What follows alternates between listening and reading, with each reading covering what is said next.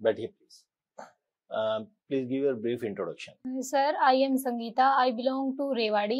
I have done my schooling from Mahatma Budh School and I have done my graduation from Indira Gandhi University. My family consists of my grandparents, my father, my mother and two brothers. My hobby is listening songs. आपने graduation किस subject में किया? जी sir, physics, chemistry and maths. BSc from Indira Gandhi national open university? नहीं sir, regular से। Indira Gandhi university है कोई हरियाणा में? ओके। कब कंप्लीट किया आपने? लास्ट ईयर 2022 में। 22 में। आपके फादर क्या करते हैं? आर्मी से रिटायर्ड है, अभी कंपनी में जॉब करते हैं। ओके। कब रिटायर हुए आपके फादर? 2014 में। ओके। तो कंफर्टेबली बैठिए, डोंट वरी। अच्छा, बीएससी में आप क्योंकि साइंस स्टूडेंट रही हैं, साइंस के बच्चे नॉर्मली अदर सेक्टर्स में जैसे साइंटिस्ट हैं या उस फील्ड में ज़्यादातर जाते हैं, आपने फिनेंशियल सेक्टर को क्यों चुना? जी सर, पहले मुझे लग रहा था कि मैं भी अच्छा करूंगी इसमें, लेकिन during my graduation I felt that कि मुझे मतलब न्यूज़पेपर पढ़ने में, फाइनेंशियल आर्टिकल्स पढ़ने में इसमें ज़्यादा इंटरेस्ट है।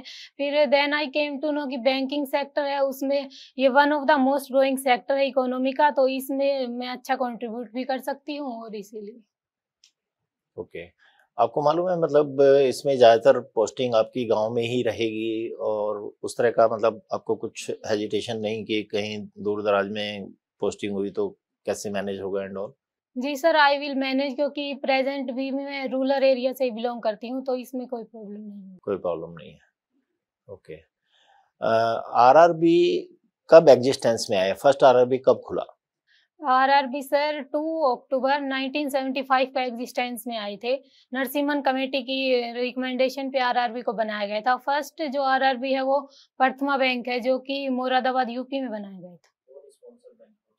उसका स्पॉन्सर बैंक सिंडिकेट बैंक है। ओके। टोटल कितने आरआरबी एग्जिस्टेंस में हैं अभी? Total sorry sir, I have no idea. जी सर। सबसे बड़ा ग्रामीण बैंक कौन सा है? सर हरियाणा ग्रामीण बैंक। इट इज केरला ग्रामीण bank, sponsored by Canara bank. कौन से स्टेट ऐसे हैं जिनमें कोई भी आरआरबी नहीं है? जी sir, Goa and Sikkim. Right. RRB का रेगुलेटर कौन है? आरआरबी का रेगुलेटर आरबीआई है एंड आरबीआई है। नाबार्ड का क्या रोल रहता है आरआरबी में? नाबार्ड आरआरबी को मतलब जैसे रेगुलेटेड तो आरबीआई के द्वारा होता है, लेकिन नाबार्ड उसका मतलब जैसे उसमें क्या चेंजेस करने हैं, ये नाबार्ड चेंजेस नहीं, बेसिकली सुपरवाइजर और कंट्रोल सुपरवाइज किए फंक्शन जो है जाते हैं। वो नाबार्ड के पास है। प्लस नाबार्ड एक बहुत इंपॉर्टेंट रोल प्ले करता है रीफाइनेंस करने का। वो उनको फाइनेंशियल क्रंच ना हो आरआरबीज को, इसलिए रीफाइनेंस भी करता है। अच्छा, एजुकेशन लोन में किस अमाउंट तक के लोन प्रायोरिटी सेक्टर का पार्ट होंगे? एजुकेशन लोन्स में 15%। आई थिंक परसेंटेज नहीं, किस अमाउंट तक के लोन प्रायोरिटी सेक्टर लैंडिंग का पार्ट होंगे एजुकेशन लोन में? Sorry sir, no idea. Priority sector lending के बारे में कुछ जानते हैं? कितना टारगेट है कॉमर्स ये आरआरबीज के लिए प्रायोरिटी सेक्टर में? 75%। 75% ऑफ व्हाट?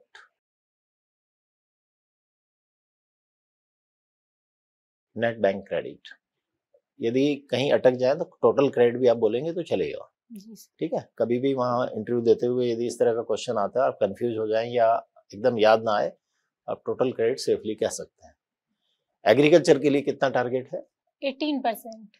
18% ऑफ एएनबीसी मेंशन कीजिए साथ के साथ, है ना। अदरवाइज वो क्वेश्चन फर्दर पूछेंगे किसका, तो कई बार गलती से प्रायोरिटी सेक्टर का बता देते हैं तो गलत हो जाता है। और एजुकेशन लोन का जो मैंने पूछा, 10 लाख रुपए for studying in India and 20 lakhs for studying abroad, उतने तक के लोन ही प्रायोरिटी सेक्टर में कवर होंगे। उससे ज्यादा होंगे तो वो प्रायोरिटी सेक्टर का पार्ट नहीं होंगे। अच्छा, ये बताएं कि प्रधानमंत्री जीवन ज्योति बीमा योजना जो है वो किस तरह का रिस्क कवर करती है और किस अमाउंट तक? सर प्रधानमंत्री इस योजना को प्रधानमंत्री मोदी ने लॉन्च किया था। इसमें मतलब इसमें डेथ हो जाती है उस केस में तो मतलब जैसे नॉर्मल डेथ होती है तो 30,000 तक का लोन इसको मिलता बोलते हैं लाइफ इंश्योरेंस कवर। जी सर, लाइफ इंश्योरेंस कवर 30,000 तक का है। पार्शियल डिसेबिलिटी 2 लाख रुपए का लाइफ रिस्क कवर है। यदि किसी की डेथ हो जाती है 2 लाख तो उस परिवार को 2 लाख रुपए का सम एश्योर्ड दिया जाएगा। तो ये कहलाता है सम एश्योर्ड, इसमें लाइफ रिस्क कवर है। फर्दर आप तब बताएं यदि कोई पूछे। ये जो 30,000 वगैरह मतलब कभी कभी क्या होता है, हम एडिशनल इंफॉर्मेशन देते हैं और उसमें हम उलझ जाते हैं, वो हमारा उतना जबकि प्रॉपरली तैयार नहीं होता। तो हमेशा सुने कि क्वेश्चन क्या पूछा गया है, उसी के दायरे में रिप्लाई दें। जब तक दोबारा उनको तो आजादी है, वो कुछ और पूछना चाहेंगे फिर पूछ लेंगे, है ना। प्रधानमंत्री जीवन सुरक्षा बीमा योजना में किस तरह का रिस्क कवर है? उसमें एक्सीडेंटल इंश्योरेंस। एक्सीडेंटल इंश्योरेंस कितने अमाउंट तक? 2 लाख ही। पार्शियल डिसेबिलिटी में कितना है प्रधानमंत्री सुरक्षा बीमा योजना का? 1 लाख रुपीस। आपने RIDF का नाम सुना है? क्या है RIDF? Rural infrastructure development fund. बहुत अच्छा। इसकी इनिशियल कैपिटल कितनी थी और इसका ऑब्जेक्टिव क्या है RIDF फंड? RIDF का सर ऑब्जेक्टिव है कि मतलब रूरल जो स्ट्रक्चर है इंफ्रास्ट्रक्चर उसमें डेवलपमेंट हो। इसका जो मतलब सबसे पहले जो इसको एग्रीमेंट दिया गया था वो 1995-96 फाइनेंशियल ईयर में दिया गया था। सबसे फर्स्ट जो कॉर्पस आया था इसका वो 2000 में दिया गया था। मेरे को यहाँ से क्वेश्चन रहे, जैसे सर ने भी आपसे प्रायोरिटी सेक्टर लेंडिंग के बारे में पूछा, क्या कोई ऐसी कंडीशन होती है कि प्रायोरिटी सेक्टर में बैंक्स की कोई शॉर्टफॉल होता है कुछ पैसा और फिर वो RIDF में रूट कर दिया जाता है, कुछ ऐसा होता है क्या? जी सर, अगर कोई बैंक है मतलब जिसने प्रायोरिटी सेक्टर लैंडिंग का टारगेट कंप्लीट नहीं किया है तो वो प्रायोरिटी सेक्टर लैंडिंग सर्टिफिकेट के थ्रू उसको कंप्लीट कर सकता है। नहीं तो किसका पैसा आएगा? क्या फॉरेन बैंक्स का आएगा, पब्लिक सेक्टर बैंक्स का आएगा, RRBs का आएगा? किसका पैसा RIDF में डाला जाता है? RIDF में रूरल बैंक्स का, RRBs का। और बाकी जो इंडियन बैंक्स है उनका पैसा? उनका सॉरी सर नहीं। अच्छा, ऐसी एक SCDF फंड भी होता है क्या? No idea. नो आइडिया, चलिए कोई नहीं। अच्छा मेरे को ये बताइए, डिजिटल बैंकिंग का मतलब क्या है और डिजिटल बैंकिंग का ग्रामीण क्षेत्रों में उसका क्या एडवांटेज है, जिसको हम वित्तीय समावेश फाइनेंशियल इंक्लूजन से जोड़ते हैं, उसका क्या फायदा है? डिजिटल बैंकिंग से आप क्या समझते हो? जी सर, डिजिटल बैंकिंग मतलब बैंकिंग को इंटरनेट से कनेक्ट कर दिया गया है। पहले जैसे सब कुछ ऑफलाइन होता था, अब उसको ऑनलाइन कर दिया गया। इसी के लिए कोर बैंकिंग सॉल्यूशन भी लाया गया है, जिसके थ्रू मतलब सभी बैंक्स की ब्रांचेज को आपस में कनेक्ट कर दिया गया है। और इसका फायदा ये हुआ है कि मतलब पहले जो जियोग्राफिकल इंडिपेंडेंस थी हमारी वो कम हो गई है और मतलब ज़्यादा से ज़्यादा लोग कनेक्ट हुए बैंकिंग से, उनको अवेयरनेस हुई है बैंकिंग सॉल्यूशंस की। इंडिपेंडेंस कम हुई है कि ज्यादा हुई है? ज्यादा हो गई है। अभी आप फ्री हैं मतलब ऑपरेट करने के लिए। मेरा क्वेश्चन ये है कि जैसे आपने बताया कि फाइनेंशियल इंक्लूजन के थ्रू ये सारी चीज चल रही है, आपने एक कोर बैंकिंग सॉल्यूशन वर्ड का यूज किया, CBS का। तो कोर बैंकिंग सॉल्यूशन के थ्रू सभी बैंक की ब्रांचेस आपस में जुड़ती हैं या एक पर्टिकुलर बैंक की सभी ब्रांचेस आपस में? एक पार्टिकुलर बैंक की सभी ब्रांचेस। तो बैंक को आपस में जोड़ने के लिए फिर कौन काम करता है? सॉरी नहीं पता। ATM के नेटवर्क्स आपस में कैसे जुड़ते हैं? इसी से कनेक्ट होते। जो आपने मैंने आप ही के क्वेश्चन के थ्रू पूछा है क्वेश्चन, नहीं? चलिए मेरे को बताइए कि आजकल UPI का काफी ज्यादा यूज हो रहा है, ठीक है? आपने E-रूपी का नाम सुना होगा। E-रूपी सिस्टम क्या है? E-रूपी सर डिजिटल करेंसी हमारी। नहीं, डिजिटल करेंसी नहीं, E-रूपी पूछ रहा हूँ, ERUPI। E-रूपी, sorry sir. चलो आप डिजिटल करेंसी बता दो क्या होता है। सर E-रूपी है हमारी डिजिटल करेंसी, वो लास्ट ईयर ही लॉन्च की गई है नवंबर में RBI के द्वारा। उसमें मतलब जैसे अब हमारे पास ऑफलाइन करेंसी होती है, ऐसे ही फोन में हमारे पास मतलब करेंसी नोट्स होंगे और उसको हम ट्रांजैक्शन के लिए इस्तेमाल करते हैं। उसको नाम क्या दिया गया है? उसको CBDC, central bank digital currency, central bank digital currency. Sir आप? संगीता, आपने बताया कि आपका साइंस बैकग्राउंड रहा है, ठीक है, अच्छे खासे आप टॉपर थे उसमें, है ना? फिर फाइनेंस सेक्टर जी सर, वही मुझे लगा कि मेरा इंटरेस्ट फाइनेंशियल सेक्टर में ज़्यादा है और बैंकिंग जो है वो ज़्यादा फास्टली ग्रोइंग सेक्टर है कोई इसीलिए। एग्जांपल दे सकते हो जिसकी वजह से आपको फाइनेंस में बहुत ज्यादा इंटरेस्ट आया हो? आपने बोला पढ़ने की वजह से, तो कोई आर्टिकल जो आपने लास्ट जी पढ़ा हो? सर, हाल ही में जो हाल ही में जो प्राइवेट पब्लिक सेक्टर बैंक है उनका प्रॉफिट भी बहुत ज़्यादा बढ़ गया लास्ट ईयर से। प्रॉफिट लगभग डबल से भी ज़्यादा हुआ है प्रॉफिट उनकी। बढ़ गया तो सैलरी बढ़ जाएगी। हाँ? जी सर, मतलब ग्रो ज़्यादा कर रहे हैं इसीलिए। तो आपने फिर बाकी बैंक्स के लिए ट्राई क्यों नहीं किया? वहाँ तो सैलरी पैकेज और भी अच्छा है। जी सर, आरआरबी में मेनली अप्लाई करने के लिए ये है कि मतलब मुझे मेरे पेरेंट्स के साथ रहना है और मतलब मुझे अपनी सिटी में ही सर्व करना है या फिर अपने स्टेट में, इसीलिए उनमें ऑल ओवर इंडिया पोस्टिंग होती है। कल को अगर ये मर्ज हो गए या फिर इन्हीं बैंक्स को किसी दूसरी कैटेगरी में चेंज कर दिया तो फिर छोड़ दोगे आप? नहीं सर, इसी में ही है। इसी में नहीं, अगर इन्होंने कहीं और पोस्टिंग दे दी, सपोज इनकी नई ब्रांच खुल गई, तो फिर वो कंडीशन के हिसाब से आई विल मैनेज। मतलब छोड़ने के चांस हैं? नहीं, आई विल कंटिन्यू। सिटी में तो पोस्टिंग नहीं मिलेगी। सिटी में पोस्टिंग नहीं मिलेगी। स्टेट में मिलेगी वो भी सही है। स्टेट के बाहर मिले स्टेट के बाहर मिलेगी तो आई विल तो छोड़ देंगे। नहीं, उसमें फिर मैनेज कर लेंगे। अच्छा, चलिए छोटा सा सिंपल पूछते हैं आपसे। आपने वर्ड सुना होगा शेड्यूल कमर्शियल बैंक्स, जी सर। तो शेड्यूल वर्ड कहाँ से आता है? जी सर, ये जो शेड्यूल कमर्शियल बैंक है ये आरबीआई का जो एक्ट 1934 है बैंक्स के लिए, उसके सेकंड शेड्यूल आरबीआई का नहीं है, that is banking regulation act 1949। 1949 उसके सेकंड शेड्यूल में मेंशन है, इसीलिए इनको शेड्यूल कमर्शियल बैंक का। कोई क्राइटेरिया है इसमें ऐड होने का? जी सर, नो आइडिया। इसमें वैसे कोई क्राइटेरिया नहीं है, बस बैंक्स का minimum paid up capital 5 lakh हो और बाकी आरबीआई डिसाइड करता है। They should work in the public interest. ठीक है। एनबीएफसी के बारे में कंफर्टेबल हो आप? नॉन बैंकिंग फाइनेंशियल कंपनीज, जी सर। वो और बैंक के बीच में क्या डिफरेंस है? जी सर, उसमें जैसे करंट अकाउंट और सेविंग अकाउंट वो हम ओपन नहीं कर सकते और बैंकिंग में ये हो सकता है। और मतलब वो लाइक एज ए बैंक है लेकिन एक्चुअल में बैंक नहीं है। कोई और टर्म जो उनके लिए यूज होती हो? नॉन बैंकिंग फाइनेंशियल कंपनी जो बैंकिंग में डिपॉजिट लेंडिंग में जो एनबीएफसी रहते हैं उनके लिए एक पर्टिकुलर टर्म यूज होती है जो बैंक से मिलती जुलती है, लेकिन एक पर्टिकुलर टर्म है जो उनसे अलग बनाती है उन्हें। शैडो बैंक्स कुछ सुना है? जी सर। सुना है? पक्का सुना है। लास्ट फाइनेंशियल आर्टिकल कौन सा पढ़ा था आपने? अभी हाल ही में आया है, आरबीआई ने दिया है कि मतलब जो ऑल इंडिया फाइनेंशियल इंस्टीट्यूशन है उनको भी सीआरआर मेंटेन करना होगा। कौन कौन से ऑल इंडिया फाइनेंशियल इंस्टीट्यूशन है अभी? जी सर, एक तो नाबार्ड है, एक रैबिट है, नहीं नाबार्ड है, एक है sorry national housing bank,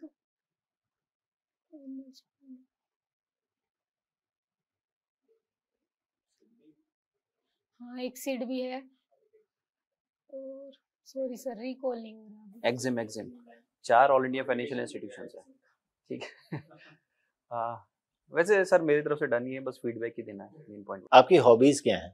sir listening songs. What type of songs you listen? जी सर, पंजाबी, हरियाणवी, हिंदी भी। कौन फेवरेट सिंगर है आपका? Favourite singer Arijit Singh. Arijit Singh, but he is not a Punjabi singer. Hindi singer है वो। कौन सा गाना उसका सबसे ज्यादा पसंद है आपको? जी सर, उनका केसरिया करके एक सॉन्ग है वो अच्छा। अच्छा, आपको क्यों लगता है कि आपको आरआरबी में सिलेक्ट किया जाना चाहिए एज ऑफिसर? जी सर, हार्ड वर्किंग हूँ मैं, मतलब पेशेंस लेवल अच्छा है मेरा और मतलब लीडरशिप क्वालिटी है मेरे अंदर, ऑनेस्टी है। लीडरशिप क्वालिटीज क्या होती हैं? लीडरशिप क्वालिटीज मतलब जैसे बैंक में जाने के बाद आरआरबी में, तो वहाँ पे हमें मतलब पूरे स्टाफ को, जैसे पीओ की पोस्ट पे हैं तो पूरे स्टाफ को मैनेज करना होगा ना, यही। ठीक है Sangeeta, your interview is over. आपको क्या लगता है अपनी परफॉर्मेंस के बारे में? जी सर, मुझे फाइनेंशियल अवेयरनेस जैसे बाय एंड लार्ज आपका फाइनेंशियल नॉलेज ठीक है, मतलब बैंकिंग से रिलेटेड मैक्सिमम चीज़ें आपको कंसेप्चुअल क्लैरिटी है और आपका कम्युनिकेशन स्किल अच्छा है, सिर्फ आपका पोस्चर बराबर नहीं है ना।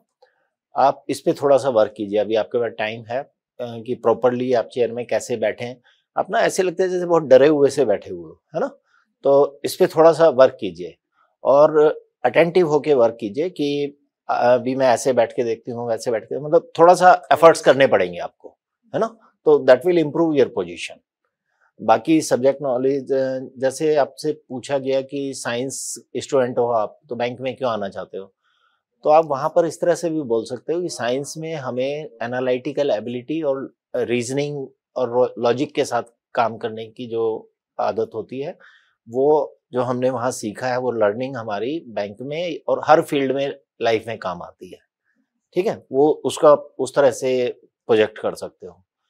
और जैसे आप सब्जेक्ट पे थोड़ा सा ज़्यादा पढ़ लीजिए, थोड़ा बहुत जो नॉलेज गैप है वो कवर कर लीजिए। डिजिटल बैंकिंग से रिलेटेड प्रोडक्ट्स क्या हैं उसको थोड़ा देख लीजिए। Self help group, private sector lending, private sector में डिफरेंट डिफरेंट सेगमेंट जो हैं उनमें क्या कैप्स हैं वो थोड़ा सा देख लीजिए। और ये प्रधानमंत्री की जितनी स्कीम्स है, जैसे प्रधानमंत्री जीवन ज्योति योजना, जीवन सुरक्षा, राष्ट्रीय कृषि बीमा योजना, प्रधानमंत्री मुद्रा योजना, सब पढ़ लीजिए अच्छे से। ठीक है, प्रधानमंत्री जनधन योजना में कितने अकाउंट्स खोले गए, बीसी मॉडल क्या है, तो इनको थोड़ा पढ़ लीजिए। तो वैसे आपकी knowledge part by and large ठीक है, लेकिन इससे आपका और शार्पनेस आ जाएगी, आपका कॉन्फिडेंस झलकता है, आप जब रिप्लाई देते हो वो सब बेटर है आपका। और जैसे आपसे पूछा गया कि आपको क्यों सिलेक्ट कर लिया जाए, तो थोड़ा सा और क्वालिटीज रिलेट कीजिए अपने आप। कभी ये मेंशन मत कीजिए लीडरशिप क्वालिटी, है ना, क्योंकि वो अगला क्वेश्चन तुरंत आएगा, लीडरशिप क्वालिटीज क्या होती हैं। तो लीडरशिप क्वालिटी आप इसको ऐसे देखें कि जैसे आप किसी बैंक में सपोज एज ऑफिसर आप काम कर रहे हैं, तो सबसे पहले कस्टमर आएगा, सबसे पहले क्या करेंगे, इंटरेक्ट करेंगे, कम्युनिकेशन। उसके बाद उसको सुनना है कि उसकी प्रॉब्लम क्या है, तो ए गुड लिसनर। उसके बाद हेल्पिंग एटीट्यूड, आप उसकी हेल्प करना चाहो, है ना। तो इस तरह से मतलब आप सीट पे ही बैठ के अपने आप को विजुलाइज करके आप सोचिए कि क्या क्या क्वालिटीज होनी चाहिए, तो उससे आपको एकदम कंसेप्चुअल क्लैरिटी आएगी। और आपको क्वालिटीज मेंशन करें और साथ में आप मेंशन करेंगे आपका इंक्लिनेशन है फिनेंशियल सेक्टर में काम करने का, और plus you are graduate in science, जिसमें आपको लर्निंग जो आपकी हुई है कि एबिलिटी टू एनालाइज और with reasoning and all these qualities will मतलब I feel कि by having all this I am a strong candidate for this post। इस तरह से प्रोजेक्ट करें, ठीक है। और लीडरशिप की क्वालिटीज भी पढ़ लीजिए क्या क्या होती हैं, वो सब दोनों ओवरलैपिंग है, तो उससे फिर आप बेटर तरीके से प्रोजेक्ट कर सकते हैं। और ये बहुत कॉमन क्वेश्चन है कि आपको क्यों सिलेक्ट कर लिया जाए, अक्सर पूछा जाता है, ठीक है। और जैसे मैंने बोला कि बॉडी लैंग्वेज पे थोड़ा सा वर्क कीजिए, otherwise you appears to be very confident। so मेरी तरफ से एक सजेशन है, जैसे सर ने बोला आपको बॉडी लैंग्वेज पे काम करना, तो आप एक तो आई कांटेक्ट मेंटेन करिए आप, है ना। जैसे आप अभी सर ने कुछ क्वेश्चन पूछा, आप सर को रिप्लाई करो, you just keep focusing on the sir. बाकी के जो पैनलिस्ट मेंबर्स आपको बैठे रहेंगे, आपको सबको देख के रिप्लाई करना है, सो दैट कि अदर पैनलिस्ट ऐसा ना लगे कि आप उनको इग्नोर कर रहे हो। हाँ, सर को ही फोकस करो। तो आई कांटेक्ट में थोड़ा सा फोकस रखना। अगर आप चाहो, अगर आप कंफर्टेबल हो तो आप थोड़ा बहुत हैंड मूवमेंट कर सकते हो if you are comfortable, otherwise आप हैंड प्रॉपर्ली लैप पर रखो, कोई इशू नहीं।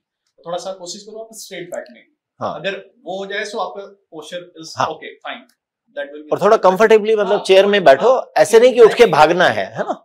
बिल्कुल आराम से रिलैक्स हो। जैसे यही चेयर है, पढ़ाई तो चेयर की ही है, आईपीएस आरआरबी पीओ में एक कुर्सी लेनी है, चेयर को पकड़ के बैठना है कि ताकि कोई चेयर ले ना, ठीक है। आराम से कॉन्फिडेंट, बाकी नॉलेज वगैरह अच्छा है। थोड़ा सा आप करंट अफेयर्स पर और जो करंट इश्यूज जो है बैंकिंग के जो हाईलाइटेड चल रहे हैं उनको थोड़ा सा पढ़ लो। इजराइल फलस्तीन वाला इशू पढ़ लो, रशिया यूक्रेन का पढ़ लो, इंडिया का क्या स्टैंड है बाकी न्यूज को लेकर के, इन सबको लेकर के वो थोड़ा सा करंट से अवेयर हो जाओ। और आर्टिकल वाला पॉइंट फ्रॉम वाइज प्रोस्पेक्टिव उसको मेंशन मत करना, क्योंकि आप जैसे आर्टिकल का नाम लोगे तो आपको फंसा देंगे कि मैडम आपने कौन सा ऐसा फाइनेंस का आर्टिकल पढ़ लिया था कि आपका इंटरेस्ट बैंकिंग में आ गया और आप बैंकिंग की जॉब में चले आए, साइंस की फील्ड को छोड़ के, आप वहां फंस जाओगे। उससे ज्यादा बेटर आप इस तरह से बोले कि इंडिया इज ए मतलब developing economy and our prime minister has decided to take it to top 3 economies, तो that way it is happening area and lot of opportunities are there. Plus I have personal inclination to work in financial sector, तो उस तरह से आप cover कर सकते हो। बिल्कुल बैकबोन है इकोनॉमी का, इसके हाँ। बैकबोन में मैं आना और मैं थोड़ा कंट्रीब्यूट करना चाहती हूँ उसमें। देखो संगीता, आपका पहले पॉजिटिव्स पे बात कर लेते हैं। आपकी टोन जो है वो बहुत मतलब सिस्टमेटिक के बोल सकते हैं या फिर कह सकते हैं कांस्टेंट है।